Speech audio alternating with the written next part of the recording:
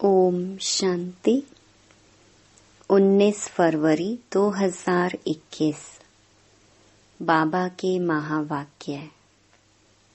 मीठे बच्चे, तुम इस कब्रिस्तान को परिस्तान बना रहे हो, इसलिए तुम्हारा इस पुरानी दुनिया कब्रिस्तान से पूरा पूरा वैराग्य चाहिए। प्रश्न। बेहद का बाप अपने रूहानी बच्चों का वंडरफुल सर्वेंट है, कैसे? उत्तर। बाबा कहते, बच्चे, मैं तुम्हारा धोबी हूँ। तुम बच्चों के तो क्या, सारी दुनिया के छी गंदे वस्त्र सेकंड में साफ कर देता हूँ। आत्मा रूपी वस्त्र स्वच्छ बनने से शरीर भी शुद्ध मिलता है। ऐसा वंडरफुल सर्वेंट है जो मन मनाभव के छू मंतर से सबको सेकंड में साफ कर देता है। ओम शांति। ओम शांति का अर्थ बच्चों को बाप ने समझाया है। अहम आत्मा का स्वधर्म है शांत। शांति धाम जाने के लिए कोई पुरुषार्थ नहीं करना पड़ता है। आत्मा स्वयं शांत स्वरूप शांति धाम में रहने वाली है। हाँ, थोड़ा समय शांत रह सकती है। आत्मा कहती है, मैं कर्मेंद्रियों के बोझ से थक गई हूँ। मैं अपने स्वधर्म में टिक जाती हूँ, शरीर से अलग हो जाती हूँ। परंतु कर्म तो करना ही है, शांति में कहाँ तक बैठे रहेंगे। आत्मा कहती है, हम शांति देश के रहवासी हैं। सिर्फ यहाँ शरीर में आने से मैं टॉकी बना हूँ। अहम आत्मा अविनाशी, मम शरीर है विनाशी। आत्मा पावन और पतित बनती है। सतयुग में 5 तत्व भी सतो प्रधान होते हैं। यहाँ 5 तत्व भी तमो प्रधान हैं। सोने में खाद पड़ने से सोना पतित बन जाता है, फिर उनको साफ करने के लिए आग में डाला जाता है। इनका नाम ही है योग अग्नि। दुनिया में तो अनेक प्रकार के हठ योग आदि सिखलाते हैं, उनको योग अग्नि नहीं कहा जाता है। योग अग्नि यह है जिससे पाप जलते हैं। आत्मा को पतित से पावन बनाने वाला परमात्मा है। बुलाते हैं, हे पतित पावन आओ। ड्रामा प्लान अनुसार सबको पतित तमो प्रधान बनना ही है। यह झाड़ है, इनका बीज रूप ऊपर में है। बाप को जब बुलाते हैं, बुद्धि ऊपर चली जाती है, जिससे तुम वर्षा ले रहे हो, जो अब नीचे आया हुआ है। कहते हैं, मुझे आना पड़ता है। मनुष्य सृष्टि का जो झाड़ है, अनेक वैरायटी धर्मों का, वह अब तमो प्रधान पतित है।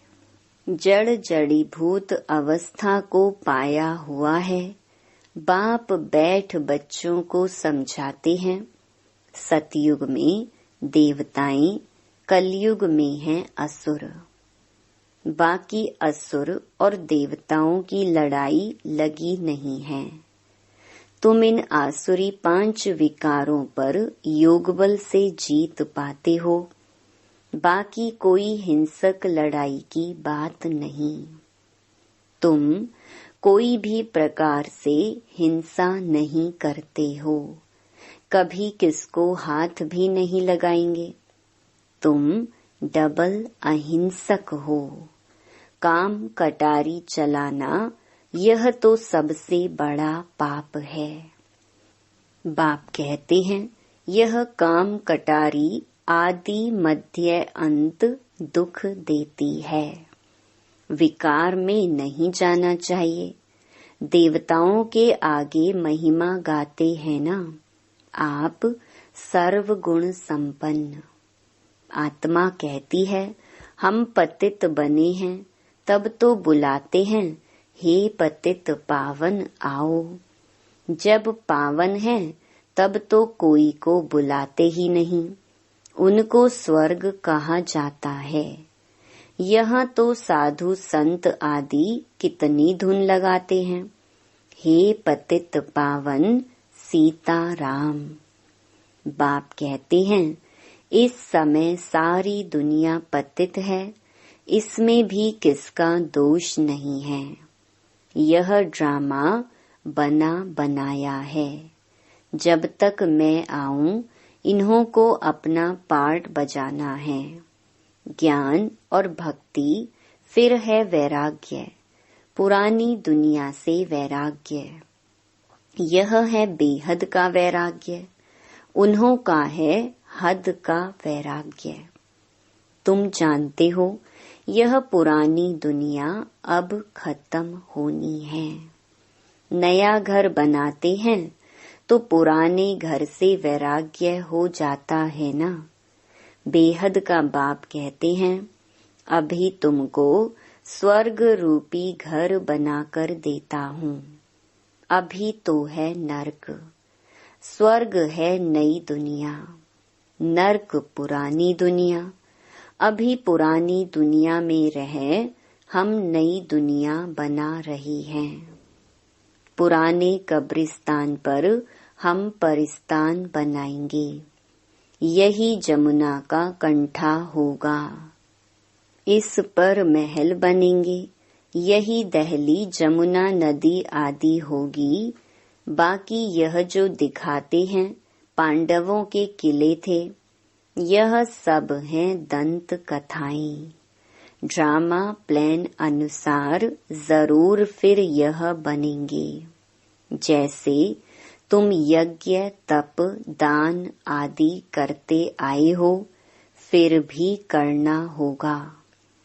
पहले तुम शिव की भक्ति करते हो, फर्स्ट क्लास मंदिर बनाते हो, उसको अव्यभिचारी भक्ति कहा जाता है। अभी तुम ज्ञान मार्ग में हो, यह है अव्यभिचारी ज्ञान। एक ही शिव बाबा से तुम सुनते हो, जिसकी पहले पहले तुमने भक्ति शुरू की, उस समय और कोई धर्म होते नहीं, तुम ही होते हो। तुम बहुत सुखी रहते हो। देवता धर्म बहुत सुख देने वाला है। नाम लेने से मुख मीठा हो जाता है, तो तुम एक बाप से ही ज्ञान सुनते हो। बाप कहते हैं और कोई से न सुनो। यह है तुम्हारा अव्यभिचारी ज्ञान। बेहद के बाप के तुम बने हो। बाप से ही वर्षा मिलेगा नंबरवार पुरुषार्थ अनुसार। बाप भी थोड़े समय के लिए साकार में आया हुआ है। कहते हैं मुझे ही तुम बच्चों को ज्ञान देना है। मेरा स्थायी शरीर है नहीं, मैं इसमें प्रवेश करता हूँ। शिव जयंती से फिर झट गीता जयंती हो जाती है। उनसे ही ज्ञान शुरू कर देते हैं। यह रूहानी विद्या तुमको सुप्रीम रूह ही दे रहे हैं। पानी की बात नहीं, पानी को थोड़े ही ज्ञान कहेंगे, पतित से पावन ज्ञान से बनेंगे। पानी से थोड़े ही पावन बनेंगे, नदियां तो सारी दुनिया में है ही। यह तो ज्ञान सागर बाप आते हैं, इसमें प्रवेश कर नॉलेज सुनाते हैं। यहाँ जब कोई मरते हैं तो मुख में गंगा का जल डालते हैं। समझते हैं यह जल है पतित से पावन बनाने वाला, तो स्वर्ग में चला जाएगा। यहाँ भी गौमुख पर जाते हैं। वास्तव में गौमुख तुम चैतन्य हो, तुम्हारे मुख से ज्ञान अमृत निकलता है। गौ से दूध मिलता है, पानी की तो बात नहीं। यह अभी तुमको पता पड़ा है। तुम जानते हो ड्रामा में जो एक बार हो गया है वह फिर 5000 वर्ष के बाद होगा, हूबहू रिपीट। यह बाप बैठ समझाते हैं जो सभी का सद्गति दाता है। अभी तो सब दुर्गति में पड़े हैं। आगे तुम नहीं जानते थे कि रावण को क्यों जलाते हैं। अभी तुम समझते हो बेहद का दशहरा होना है। सारी सृष्टि पर रावण राज्य है ना। यह सारी जो पृथ्वी है वह लंका है। रावण कोई हद में नहीं रहता। रावण का राज्य सारी सृष्टि में है। भक्ति भी आधा कल्प चलती है। पहले होती है अव्यभिचारी भक्ति, फिर व्यभिचारी भक्ति शुरू होती है। दशहरा, रक्षाबंधन आदि सब अभी के त्योहार हैं। शिव जयंती के बाद होती है कृष्ण जयंती। अभी कृष्णपुरी स्थापन होती है। आज कंसपुरी में है, कल कृष्णपुरी में होंगे। कृष्ण थोड़े ही यहाँ हो सकता। कृष्ण जन्म लेते ही हैं सतयुग में। वह है फर्स्ट प्रिंस। स्कूल में पढ़ने जाते हैं। जब बड़ा होता है तब गद्दी का मालिक बनता है। बाकी यह रास लीला आदि वह तो आपस में खुशी मनाते होंगे। बाकी कृष्ण किसको बैठ ज्ञान सुनाए, यह हो कैसे सकता। सारी महिमा एक शिव बाबा की है जो पतितों को पावन बनाते हैं। तुम कोई बड़े ऑफिसर्स को समझाओ तो कहेंगे आप राइट कहती हो, परंतु वह और किसी को सुना न सकी।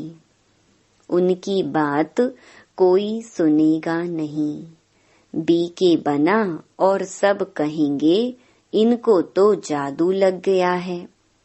बीके का नाम सुना बस समझते हैं यह जादू करती होंगी। थोड़ा किसको ज्ञान दो तो कह देते यह बीके जादू लगाती हैं। बस यह तो सिवाय अपने दादा के और किसको मानती नहीं। भक्ति आदि कुछ नहीं करती। बाबा तो कहते हैं किसको मना नहीं करना है कि भक्ति ना करो, आपे ही छूट जाएगी। तुम भक्ति छोड़ते हो, विकार छोड़ते हो, इस पर ही हंगामा होता है।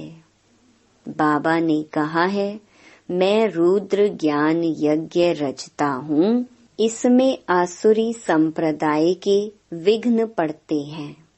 यह है शिव बाबा का बेहद का यज्ञ, जिसमें मनुष्य से देवता बनते हैं। गाया हुआ भी है, ज्ञान यज्ञ से विनाश ज्वाला प्रज्वलित हुई। जब पुरानी दुनिया विनाश हो तब तो तुम नई दुनिया में राज्य करेंगे। मनुष्य कहेंगे हम कहते हैं शांति हो और यह बीके कहती हैं विनाश हो। बाप समझाते हैं यह सारी पुरानी दुनिया इस ज्ञान यज्ञ में स्वाहा हो जाएंगी। इस पुरानी दुनिया को आग लगनी है। नेचुरल कैलेमिटीज भी आएंगी, विनाश तो होना ही है। सरसों मुहाफिक सब मनुष्य पिसकर खत्म हो जाएंगे, बाकी आत्माएं बच जाएंगी। यह तो कोई भी समझ सकते हैं, आत्मा अविनाशी है। अभी यह बेहद की होलिका होनी है जिसमें शरीर सब खत्म हो जाएंगे, बाकी आत्माएं पवित्र बन चली जाएंगी। आग में चीज शुद्ध होती है ना, हवन करते हैं शुद्धता के लिए, वह सब हैं जिस्मानी बातें। अभी तो सारी दुनिया स्वाहा होनी है, विनाश के पहले जरूर स्थापना हो जानी चाहिए। किसको भी समझाओ तो पहले बोलो स्थापना फिर विनाश। ब्रह्मा द्वारा स्थापना, प्रजापिता तो मशहूर है ना, आदि देव और आदि देवी। जगत अम्बा के भी लाखों मंदिर हैं, कितने मेले लगते हैं। तुम हो जगत अम्बा के बच्चे, ज्ञान ज्ञानेश्वरी, फिर बनेंगे राज राजेश्वरी। तुम बहुत धनवान बनते हो, फिर भक्ति मार्ग में लक्ष्मी से दीपमाला पर विनाशी धन मांगते हैं। यहाँ तो सब कुछ मिल जाता है, आयुष्वान भव पुत्रवान भव। तुम जानते हो हमारी आयु 150 वर्ष की रहती है। बाप कहते हैं जितना योग लगाएंगे उतना आयु बढ़ती रहेगी। तुम ईश्वर से योग लगाकर योगेश्वर बनते हो। मनुष्य तो हैं भोगेश्वर। कहाँ भी जाता है विकारी, मोत पलीती कपड़ धोए। बाप कहते हैं मुझे धोबी भी कहते हैं। मैं सब आत्माओं को आकर साफ करता हूँ, फिर शरीर भी नया शुद्ध मिलेगा। बाप कहते हैं मैं सेकंड में सारी दुनिया के कपड़े साफ कर लेता हूँ। सिर्फ मन मनाभव होने से आत्मा और शरीर पवित्र बन जाएंगे। छू मंत्र है ना, सेकंड में जीवन मुक्ति। कितना सहज उपाय है। बाप को याद करो तो पावन बन जाएंगे। चलते फिरते सिर्फ बाप को याद करो, और कोई जरा भी तकलीफ तुमको नहीं देता हूँ, सिर्फ याद करना है। अभी तुम्हारी एक एक सेकंड में चढ़ती कला होती है। बाप कहते हैं मैं तुम बच्चों का सर्वेंट बन आया हूँ, तुमने बुलाया ही है। हे पतित पावन आओ, आकर हमको पावन बनाओ। अच्छा बच्चे आया हूँ तो सर्वेंट हुआ ना। जब तुम बहुत पतित बने हो तब ही जोर से चिल्लाते हो। अब मैं आया हूँ, मैं कल्प कल्प आकर तुम बच्चों को यह मंत्र देता हूँ। मुझे याद करो तो तुम पावन बन जाएंगे। मन मनाभव का अर्थ भी है मन मनाभव मध्याजी भव, अर्थात बाप को याद करो तो विष्णुपुरी के मालिक बन जाएंगे। तुम आए ही हो विष्णुपुरी का राज्य लेने। रावणपुरी के बाद है विष्णुपुरी। कंसपुरी के बाद कृष्णपुरी कितना सहज समझाया जाता है। बाप कहते हैं, इस पुरानी दुनिया से ममत्व मिटा दो। अभी हमने 84 जन्म पूरे किए हैं। यह पुराना चोला छोड़कर हम जाएंगे नई दुनिया में। याद से ही तुम्हारे पाप कटते जाएंगे, इतनी हिम्मत करनी चाहिए। वह तो ब्रह्म को याद करते हैं, समझते हैं ब्रह्म में लीन हो जाएंगे, परंतु ब्रह्म तो है रहने का स्थान। वो लोग तपस्या में बैठ जाते हैं, बस हम ब्रह्म में जाकर लीन हो जाएंगे, परंतु वापस तो कोई जा नहीं सकते। ब्रह्म से योग लगाने से पावन तो बनेंगे नहीं, एक भी जा न सके। पुनर्जन्म तो लेना ही है। बाप आकर सच बतलाते हैं, सचखंड सच्चा बाबा स्थापन करते हैं। रावण आकर झूठ खंड बनाते हैं। अभी यह है संगम युग, इसमें तुम उत्तम से उत्तम बनते हो, इसलिए इनको पुरुषोत्तम कहा जाता है। तुम कौड़ी से हीरे जैसा बनते हो, यह है बेहद की बात। उत्तम से उत्तम मनुष्य हैं देवताएं। तो अभी पुरुषोत्तम संगम युग पर तुम बैठे हो। तुमको पुरुषोत्तम बनाने वाला है ऊंच ते ऊंच बाप। ऊंच ते ऊंच स्वर्ग का वर्षा तुमको देते हैं, फिर यह तुम भूलते क्यों हो। बाप कहते हैं, मुझे याद करो। बच्चे कहते हैं, बाबा कृपा करो तो हम भूले नहीं। यह कैसे हो सकता? बाबा के डायरेक्शन पर चलना है ना। बाप कहते हैं, मुझे याद करो तो तुम पतित से पावन बन जाएंगे। राय पर चलो ना, बाकी आशीर्वाद क्या करूं। अच्छा, मीठे मीठे सिकिलधे बच्चों प्रति मात पिता बाप दादा का याद प्यार और गुड मॉर्निंग। रूहानी बाप की रूहानी बच्चों को नमस्ते। धारणा के लिए मुख्य सार। पहला, बाप के हर डायरेक्शन पर चलकर स्वयं को कौड़ी से हीरे जैसा बनाना है। एक बाप की याद में रह स्वयं के वस्त्रों को स्वच्छ बनाना है। दूसरा, अब नए घर में चलना है, इसलिए इस पुराने घर से बेहद का वैराग्य रखना है। नशा रहे कि इस पुराने कब्रिस्तान पर हम परिस्तान बनाएंगे। वरदान, संगम युग के श्रेष्ठ चित्र को सामने रख भविष्य का दर्शन करने वाले त्रिकालदर्शी भव। भविष्य के पहले सर्व प्राप्तियों का अनुभव आप संगम युगी ब्राह्मण करते हो। अभी डबल ताज, तख्त, तिलकधारी, सर्व अधिकारी मूर्त बनते हो। भविष्य में तो गोल्डन स्पून होगा, लेकिन अभी हीरे तुल्य बन जाते हो।